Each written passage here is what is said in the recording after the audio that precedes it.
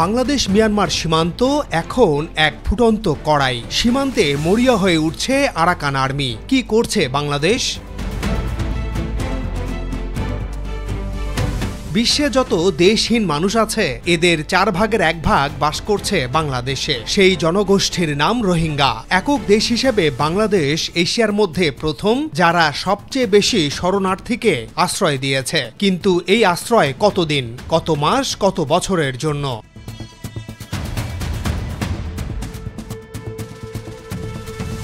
2017 সালের 27 আগস্ট থেকে 2025-এর 27 আগস্ট 8 বছর হলো 13 লাখের বেশি রোহিঙ্গা বাংলাদেশের কক্সবাজার জেলায় বসবাস করলেও এখনও একজন রোহিঙ্গাকেও মিয়ানমারে ফেরত পাঠানো যায়নি। উল্টো গত 1 বছরে আরও 1.5 লাখের মতো রোহিঙ্গাকে আশ্রয় দিয়েছে বাংলাদেশ।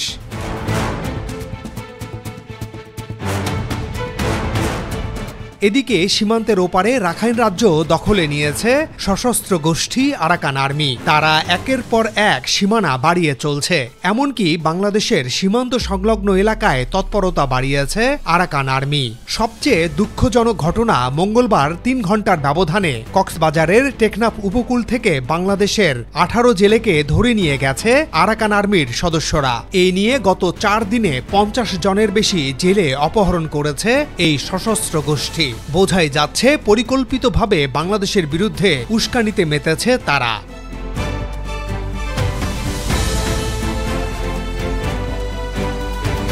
চীন ভারতকে হটিয়ে আরাকানে কেন নজর আমেরিকার? সীমান্তে আরাকান আর্মির এই চোখ রাঙ্গানি কেন সহ্য করছে বাংলাদেশ?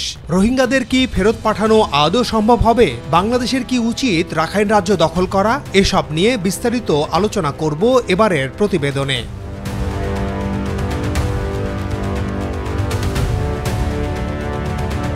চীন ভারতকে হটিয়ে আরাকানে নজর আমেরিকার। রাখাইন রাজ্য আজ শুধু মিয়ানমারের সংকট নয়, আন্তর্জাতিক শক্তিগুলোর প্রতিযোগিতার কেন্দ্র। চীন বহু আগেই এখানে বড় বিনিয়োগ করেছে। কিয়াকফিউ গভীর সমুদ্র বন্দর থেকে শুরু করে গ্যাস তেল পাইপলাইন সবই চীনের স্ট্র্যাটেজিক করিডোর।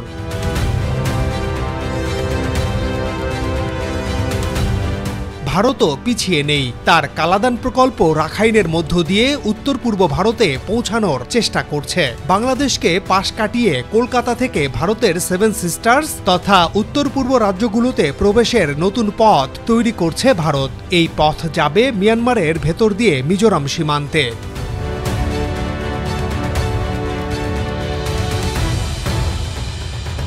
চীন ও ভারত যখন মিয়ানমার ও আরাকান রাজ্যকে ঘিরে প্রভাব ও বিনিয়োগ নিয়ে ভাবছে, তখনই এখানে প্রবেশের ছক কষছে মার্কিন প্রশাসন। কারণ একটাই, চীনকে ঠেকানো। রাখাইন যদি আরাকান আর্মির নিয়ন্ত্রণে চলে যায়, মিয়ানমার সেনা দুর্বল হয়, তখন ওয়াশিংটনের জন্য এটি হবে একটি নতুন খেলাঘর। এশিয়ার দক্ষিণ পশ্চিম সীমান্তে তারা চাইছে এমন একটি করিডোর যেটি দিয়ে তারা চীনকে চাপে রাখতে পারবে।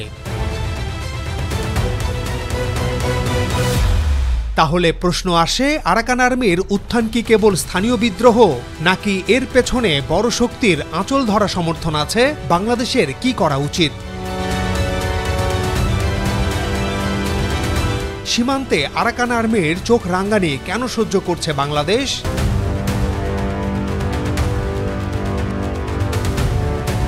বাংলাদেশের সীমান্ত লাগোয়া এলাকাতেই এখন আরাকান আর্মির দাপট।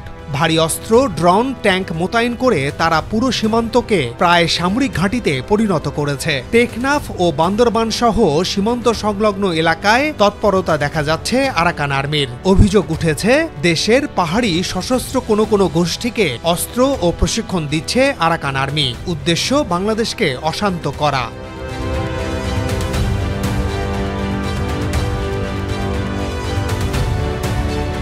সম্প্রতি আরও বেপরোয়া হয়ে উঠেছে আরাকান আর্মি। একের পর এক জেলেদের অপহরণ করছে তারা। সব মিলিয়ে গত 4 দিনে অর্ধশতাধিক জেলে অপহরণের শিকার হয়েছেন। এ পরিস্থিতিতে মাছ ধরতে যাওয়া জেলেরা নিরাপত্তাহীনতায় ভুগছেন। বাংলাদেশি জেলেদের একের পর এক অপহরণ এটি নিছক কাকতালীয় নয়, এটি এক ধরনের মনস্তাত্ত্বিক চাপ তৈরি করছে। যেন বোঝানো হচ্ছে তারা এখন রাখাইনের আসল নিয়ন্ত্রক। বলা হচ্ছে আরাকান আর্মির এমন দুঃসাহস হয় কিভাবে? প্রশ্ন উঠছে, বিজিবি ও সেনাবাহিনী কি পারছে তার দেশের জনগণের নিরাপত্তা দিতে?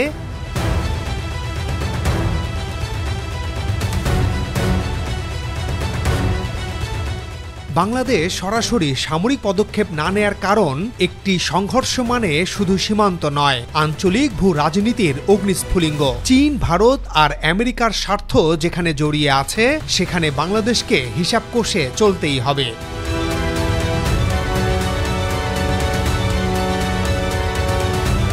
রোহিঙ্গাদের ফেরত পাঠানো কি আদৌ সম্ভব?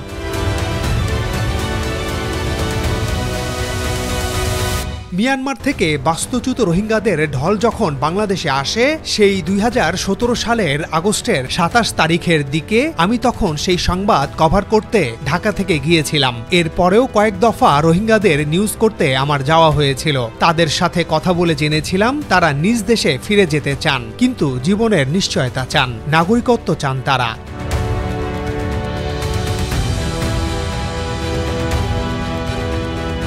কত কত আন্তর্জাতিক সংস্থা, দেশ, মানুষ সেখানে রোহিঙ্গাদের জন্য কাজ করছে। প্রায়ই বিদেশ থেকে দাতা, রাষ্ট্রদূত, অতিথিরা রোহিঙ্গা ক্যাম্প পরিদর্শনে আসেন।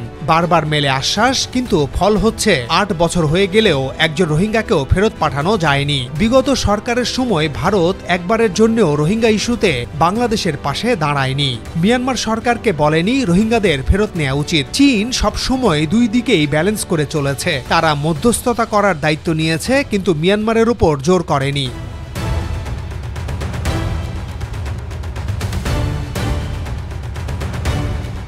আর এখন মিয়ানমারের অবস্থা আরো জটিল। মিয়ানমার এখন আর আগের মতো রাষ্ট্রীয় নিয়ন্ত্রণে নেই। রাখাইন রাজ্য কার্যত আরাকান আর্মির হাতে। তাদের শর্ত ছাড়া কাউকে ফেরত নেওয়ার পরিবেশ নেই।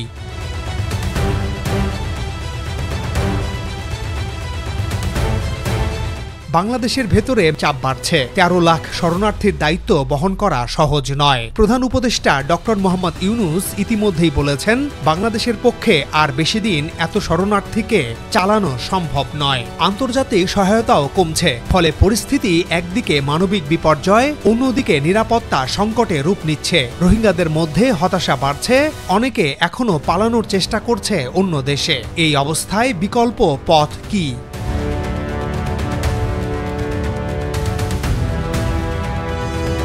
বাংলাদেশের কি উচিত রাখাইন রাজ্য দখল করা? কিছু মহলে প্রশ্ন উঠছে, বাংলাদেশ কি রাখাইন দখল করে রোহিঙ্গাদের ফেরত পাঠাবে? বাস্তবে এটি শুধু অসম্ভব নয়, বিপজ্জনকও। কারণ রাখাইন দখল মানে সরাসরি মিয়ানমারের ভূখণ্ডে প্রবেশ। এতে আন্তর্জাতিক আইন ভঙ্গ হবে। একই সঙ্গে এই অঞ্চলে চীন, ভারত এবং আমেরিকার কৌশলগত স্বার্থ জড়িত। বাংলাদেশ যদি সরাসরি সামরিক পদক্ষেপ নেয় তবে তা আঞ্চলিক যুদ্ধের সূচনা করতে পারে।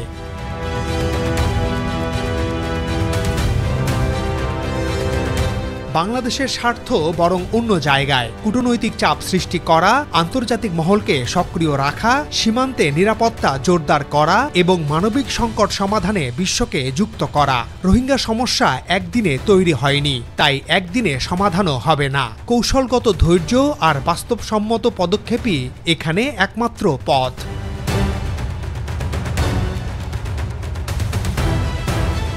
তবে এর মধ্যেই আরেকটি জটিলতা তৈরি হয়েছে। সরাসরি রাখাইন দখল না করেও রোহিঙ্গাদের ভেতরে গোপনে সশস্ত্র প্রস্তুতি চলছে। কক্সবাজারের শিবিরগুলোতে Arakan Rohingya Salvation Army, ARSA, Rohingya Solidarity Organisation, RSO এবং আরও কয়েকটি গোষ্ঠী নতুন করে সংগঠিত হচ্ছে।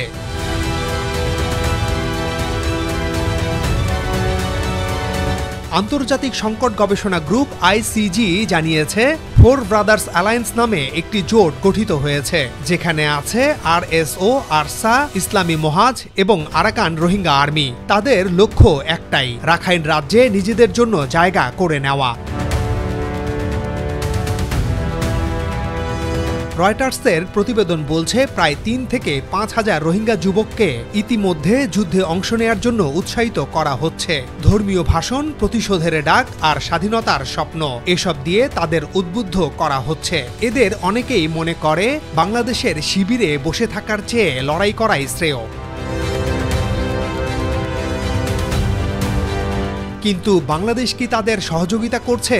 সরকারিভাবে এর উত্তর না। বাংলাদেশ সেনাবাহিনী কোনো প্রশিক্ষণ বা অস্ত্র দিচ্ছে না, বরং সীমান্তে কড়া নিরাপত্তা জোরদার করা হয়েছে। রোহিঙ্গা সন্ত্রাসী কর্মকাণ্ডে যুক্ত অনেককে গ্রেপ্তারও করা হয়েছে। এমনকি আরসা প্রধান আতাউল্লাহ জুনুনিকে সম্প্রতি ধরা হয়েছে, তার বিচার চলছে।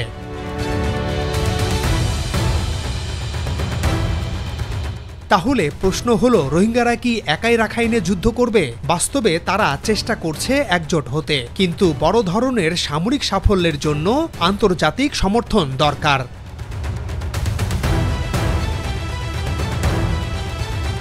বাংলাদেশও বোঝে সরাসরি এই যুদ্ধে জড়িয়ে পড়া তাদের পক্ষে সম্ভব নয়। তাই কৌশল হচ্ছে নিজেদের নিরাপত্তা নিশ্চিত করা, আন্তর্জাতিক মহলকে চাপ প্রয়োগে সক্রিয় করা এবং রোহিঙ্গাদের টেকসই প্রত্যাবাসনের জন্য বহুপাক্ষিক সমাধান খোঁজা। অর্থাৎ রাখাইন দখলের স্বপ্ন নয়। বাংলাদেশের জন্য সবচেয়ে বড় চ্যালেঞ্জ হচ্ছে কূটনীতি, ধৈর্য এবং বাস্তবসম্মত পথ অনুসরণ করে রোহিঙ্গা সমস্যার টেকসই সমাধান নিশ্চিত করা।